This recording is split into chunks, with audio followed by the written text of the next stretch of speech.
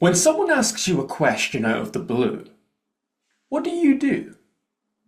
Do you answer with confidence? Or do you become as stiff as a piece of frozen fish? Weird example, I know, but the point I'm trying to make is some people can handle impromptu speaking and some people can't. Which begs the question, why? Well, the answer is because those who are confident have a framework for their answer. My name's Kyle Murter. I'm a public speaking champion, author, and coach. And in this video, I'm going to explain to you how frameworks work for impromptu speaking. And I'm actually going to give you two of my personal favorite frameworks, which have helped me win impromptu speaking competitions. Put simply, a framework is a structure. It's having certain checkpoints that you go through as you answer an impromptu question. And this is very helpful because it means you avoid going off track with your answer or not having anything to say. Because if you have a framework, you always have a path to follow. So one of my favorite frameworks is PET. Point, example, tie. Start by making your point, by answering the question directly. Then give an example or a story to back up your point. And then finally, tie it back to the people in the room. Tie it back in terms of what this information means for them. So I want to give you an example of PET. And in order to do that, I've actually hopped into a random question generator. It will give me a prompt and then I will answer the question using the PET framework, the PET structure. So let's see what question we get asked. Have you ever saved someone's life? Oh wow. The answer is yes. I've saved Orla's life. My Labrador. One time when we were out on a walk in the park, Orla started running around and she was having lots of fun. Everything was going fine until she started doing this.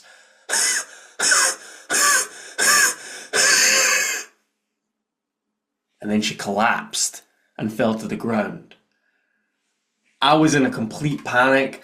I rushed over and I was like, Orla, Orla, Orla, but she just was not moving at all. And I didn't know what to do, so I started screaming, help, help, help. I had no clue what to do. I was in a panic. I was worried. I was losing my best friend. I didn't know what to do, but thankfully, all of a sudden, Orla got up and then did a massive poo.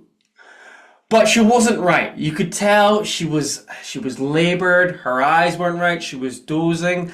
And I knew I needed to get her help quickly. So I rushed her to the vet and they were able to do a bunch of checks and it turns out that her heart had went into failure. And they told me that if I hadn't got her to the vet, she probably would have died.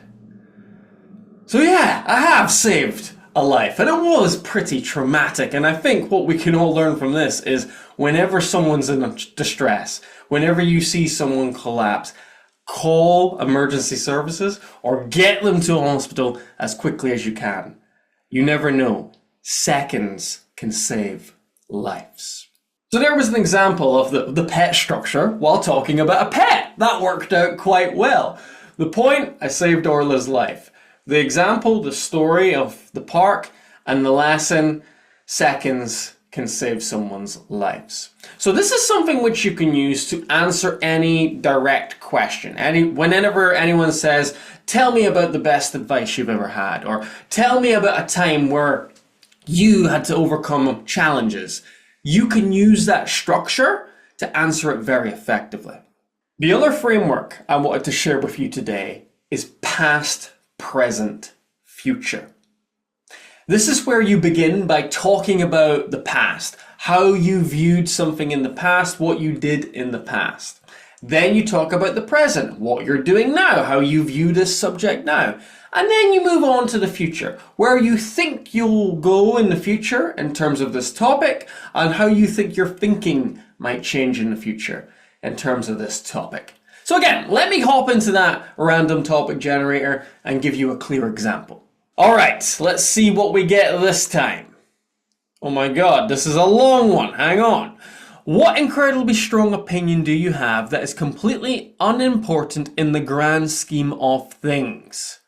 In the past, I used to believe that it was perfectly fine to be taking pictures on your phone. You know, when people go to a historic place like the pyramids, for instance, and they take pictures, I used to think that was fine. And then I went to the pyramids. And you know what I think now? I think people now live their entire lives through their phone. Instead of looking at the incredible sight of what the pyramids are, they do this. And they take photos. They do their poses and all this sort of stuff. And that is just not living. It's not living. It's living through your phone. I believe in the future, things are going to get even worse. People are not even going to know how to use their eyes unless they're looking at a screen. So we need to change this. We need to put the phones down. We need to start seeing things through our eyes again. Don't live through your phone, live through your eyes. That's my unimportant opinion. So that was quite a tricky question using this framework. I probably would have been better going with pet, but nonetheless, could still make it work, as you saw. Talked about how I felt about phones in the past, talked about how I feel about them now, talked about where I think they're going to go in the future. You can use this structure as well. Maybe if a client is asking you a question about how your product has changed over time.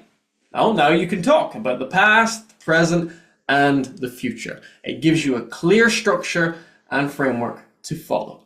Now, if you want to get better at impromptu speaking, prepared speaking, and any other kind of speaking, something you should consider is one-to-one coaching. It is literally the fastest way to improve. It would involve you and I meeting up on Zoom and us having sessions where we would focus on your impromptu speaking skills. I can give you feedback on how you answer questions. We'd focus on your prepared presentations. I'd talk you through how to structure them effectively, how to use stories, how to use your body language and your voice to make it as engaging as possible. If you'd like to learn more about how that would work, the best thing to do is send me an email, kyle@confidencebydesign.co.uk. Send me that email today and I'll get back to you within 24 hours. See you in the next video.